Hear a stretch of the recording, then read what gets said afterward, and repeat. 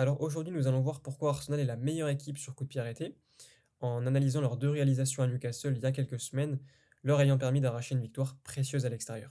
Commençons par le but égalisateur avec un corner rapidement joué à deux, l'idée étant de surprendre l'adversaire en ayant un temps d'avance immédiat sur du jeu court, les obligeant à se réorganiser en urgence, soit en laissant un joueur libre, soit en sortant un défenseur de la surface pour rééquilibrer le rapport de force. Là, on a un potentiel 3 contre 1 à exploiter, et on voit déjà une défense qui commence à sortir de façon à gêner la progression adverse, et là l'idée pour Arsenal c'est d'amener des courses plongeantes vers les 5,50 sur la remontée adverse. On continue avec un rapport de force qui change, et une supériorité numérique de Newcastle avec un 4 contre 3.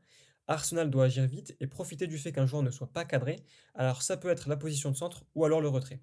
Là, on choisit d'exploiter la qualité de pied de Declan Rice, qui a du temps pour centrer avec un déplacement intelligent de Eze, qui mobilise suffisamment l'adversaire et crée l'espace à Declan Rice pour le centre. Et là, on voit une zone de finition avantageuse avec du 1 pour 1 dans la surface de réparation. Ici, Merino parvient à passer devant le défenseur, avoir la position préférentielle pour justement reprendre ce centre de la tête et battre une première fois Nick Pope.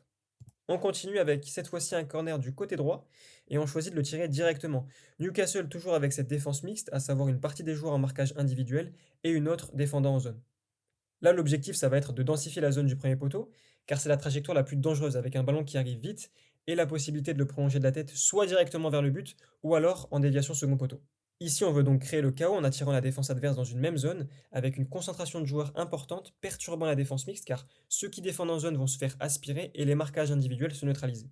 Dernier point, et c'est sûrement le plus important, avec la création d'un bloc sur le gardien adverse, de façon à gêner, ralentir sa sortie dans une zone qui est quand même assez proche du but. Là, sous un autre angle, on voit très bien William Saliba faire écran avec ses bras sur Nick Pope, permettant à Gabriel de reprendre le ballon de la tête dans le but vide.